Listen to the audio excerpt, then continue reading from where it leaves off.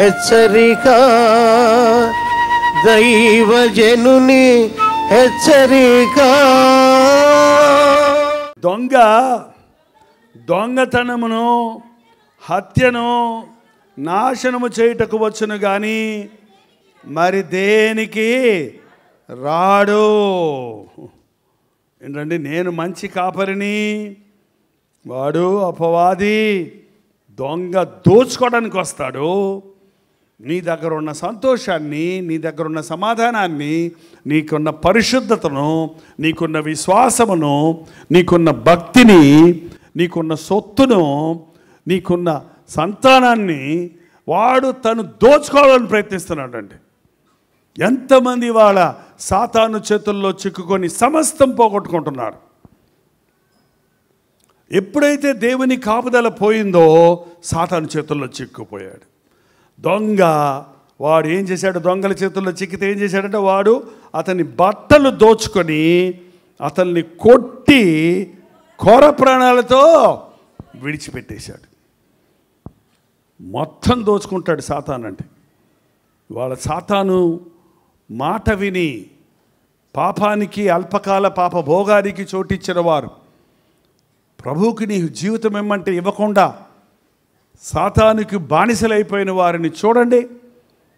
మనకంటే వాళ్ళు బాగున్నారు, మనకంటే వాళ్ళు బాగా సంతోషంగా ఉన్నారు, బాగా గంతులేస్తున్నారు, అన్యాయాలు మోసాలు చేసి డబ్బులు సంపాదిస్తున్నారు, మేడల మీద మేడ కట్టుకుంటున్నారు, బాగా అభివృద్ధిలోనికి వస్తున్నారని అనుకుంటావేమో.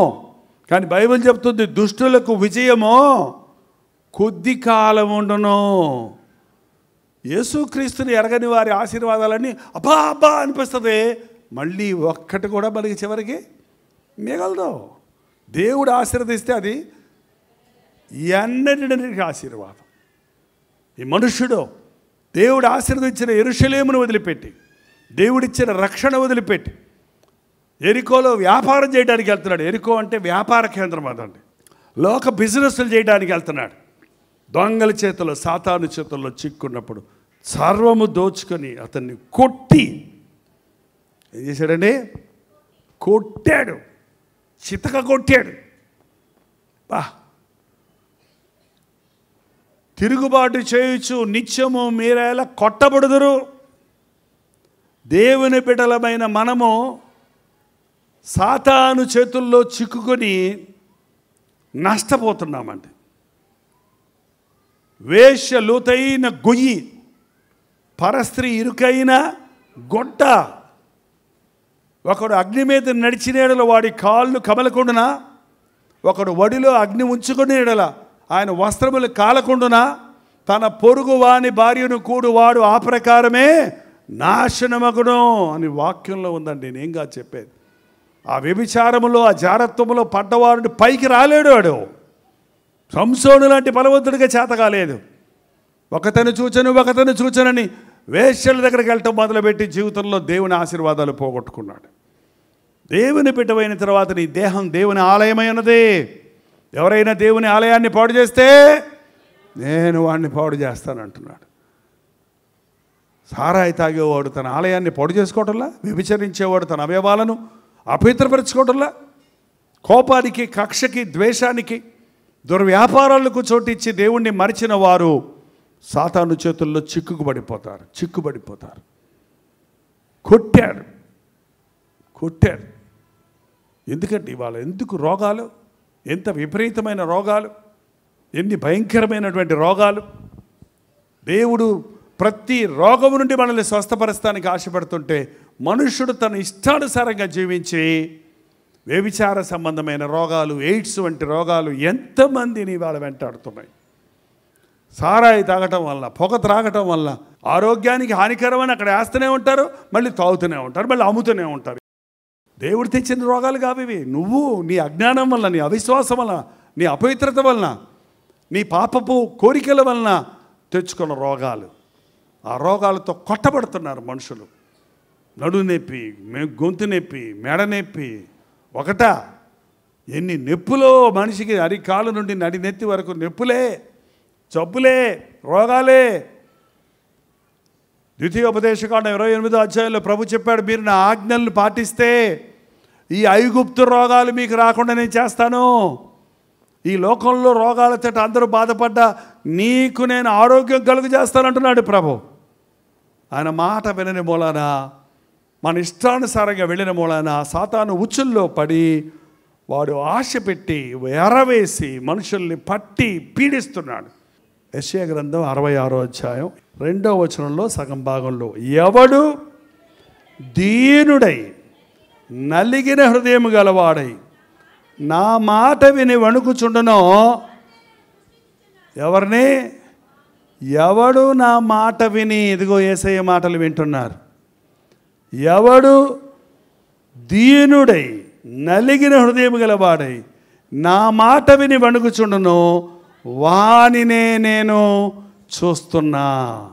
వాని అవసరత తీరుస్తాను, వాని హృదయవాంఛలు తీరుస్తాను, వారి స్థితిలో నుండి వారిని విమోచిస్తాను, వారు పడి ఉన్న స్థితి నుండి వారిని లేపుతాను, వారిని నేను ఆదరిస్తాను అంటున్నాడు. దేవుని మాటలు వింటున్నారా? వింటున్నారా? వింటున్నారా? దేవా, నన్ను చూడయ్యా, నా స్థితి చూడయ్యా, నాకు విడుదల దయచేయి, నాకు ఆశీర్వాదం దయచేయి. నేను ఉన్న చోటే ఉన్నానయ్యా, పడి ఉన్న చోటే పడి ఉన్నానయ్యా. నా బ్రతుకుల అభివృద్ధి లేదయ్యా, నా బ్రతుకుల ఆశీర్వాదం లేదయ్యా, నా ఉద్యోగాల్లో ప్రమోషన్స్ లేవయ్యా, నా కుటుంబంలో గర్భఫలం లేదయ్యా, నా బ్రతుకులో ఏ విధమైన అభివృద్ధి లేదు, కానీ అప్పుల్లో పడున్నా, నష్టంలో పడున్నా, జారిపోయి ఉన్నానన్నవారు ఈ రోజున యేసు వైపు చూచి మొరపెడితే నీ స్తుతి చూచిన ప్రభు నిన్ను ప్రేమించి నిన్ను కౌగిలించుకొని నిన్ను ముద్దాడి నువ్వు పోగొట్టుకున్నవన్నీ తిరిగి నీకు ఇవ్వడానికి సిద్ధంగా ఉన్నాడు. ప్రార్థన. పరిశుద్ధుడా, ప్రేమగల తండ్రి, ఒక్కసారి మమ్మల్ని చూడు నాయన, మా స్థితి చూడు నాయన. సాతాను మమ్మల్ని కొట్టాడయ్యా, సాతాను మమ్మల్ని నలగొట్టాడయ్యా, మమ్మల్ని దోచుకున్నాడయ్యా. మా ఆనందం అంతా పోయిందయ్యా, మా ఆస్తి అంతా పోయిందయ్యా, మా ఆరోగ్యం అంతా పోయింది నాయన. అయ్యా, నిర్వీర్యులమైపోయాము, ఏమి చేయలేని స్థితిలో కొర ప్రాణంతో ఉన్నట్టున్నామయ్యా. మమ్మల్ని కనికరించు నాయన. అయ్యా, నువ్వు సహాయం చేయి తండ్రి, ప్రతి ఒక్కరికి సహాయం చేయి నాయన. ఎవరు ఏ బాధలో వచ్చారో చూస్తున్నావు, ఎవరి స్థితి ఎలా ఉందో చూస్తున్నావయ్యా తండ్రి. పోరాటాల మధ్య, సమస్యల మధ్య నలుగుతున్న వారిని విడిపించు నాయన. నేనున్నాను అన్న ధైర్యం తెలియజేయి తండ్రి. నీకు నేనున్నాను, విడువని ఎడబాయనన్న నమ్మిక దయచేయి తండ్రి. నా భర్త మరణించాడే, నా బిడ్డలలా పోషించుకోవాలి అని కుమిలిపోతున్న తల్లిని కనికరించిన ఆయన తండ్రి. నిన్ను సృష్టించిన వాడు నీకు యజమానిగా ఉన్నాడు నేనా అని ఆదరణ దయచేయి. నా తండ్రిని పోగొట్టుకున్నానే, నేను దిక్కులేని వ్యక్తిగా ఉన్నానన్న వారిని తండ్రి లేని వారికి తండ్రిగా ఉంటానన్నావన్న ఆదరణ దయచేయి ప్రభువా. నన్నెవరు క్షమించరు, నా పాపములకు పరిహారం లేదు, నేను చచ్చిపోతానని విరక్తి చెందిన వారిని ఈ రాత్రి దర్శించి నేనున్నాను, నిన్ను క్షమిస్తాను, నీ కొరకు నేను మరణించాను, నువ్వు జీవించాలని నీ ధైర్యం వారికి దయచేయి తండ్రి. ఎవరిని విడిచిపెట్టొద్దయ్యా, ప్రతి ఒక్కరిని రక్షించు నాయన, ప్రతి ఒక్కరిని కౌగలించుకో తండ్రి. నీ అందున్న ఆనందం మాకు దయచేయ్యా, నీలో ఉన్న సమాధానం మాకు దయచేయి నాయన. నా దేవుడు నన్ను క్షమించాడన్న సంతోషంతో ఇక్కడి నుంచి మా గృహాలకు వెళ్ళడానికి సహాయం చేయి. క్రీస్తు నామములో అడుగుచున్నాము తండ్రి. మన తండ్రి అయిన దేవుని యొక్క ప్రేమయు, కుమారుడైన క్రీస్తు యొక్క కృపయు, ఆదరణకర్త అయిన పరిశుద్ధాత్మ యొక్క సహవాసము కూడి వచ్చిన మనందరికీ ఇప్పుడును సదాకాలము తోడైండునుగాక.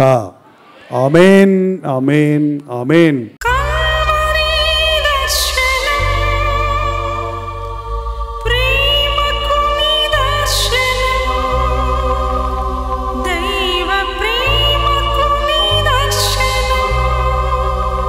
తెలుగు, తమిళ, హిందీ, మలయాళం, బెంగాలీ, ఒరియా అనే 6 భాషల్లో టెలివిజన్ ప్రోగ్రామ్స్ కొనసాగుతూనే ఉన్నాయి. భారభరితమైన పరిచయంలో మీరు సహకరించాలని ఆశిస్తే ప్రభువు మిమ్మల్ని ప్రేరేపిస్తే మీ విరాళాలు, కానుకలు డాక్టర్ జైపాల్ ఫౌండేషన్స్ అనే ట్రస్ట్ నెంబర్కి మీరు పంపించవచ్చు. అవి నేరుగా టీవీ ఛానల్స్కి వెళ్తాయి. అందులో ఏది నేను మా సొంత పరిచయం కొరకు ముట్టుకోవటం లేదు, వేరే పరిచయం కొరకు ముట్టుకోవటం లేదు. టెలివిజన్ పరిచయలో ఇంకా సువార్త వెళ్ళని వారికి అది అందించాలని ఆశతో ఒక 20 సంవత్సరాలుగా కొనసాగుతున్న పరిచయం కొరకు ప్రార్థించండి, మీ సహకారాన్ని అందించండి. ఈ విషయం మీకు ఇంకా వివరాలు కావాలంటే 89393939 అనే నెంబర్కి మార్నింగ్ 10 నుంచి ఈవినింగ్ 10 లోపల మీరు ఫోన్ చేయండి. వివరాలు గురించి తెలియజేస్తాను.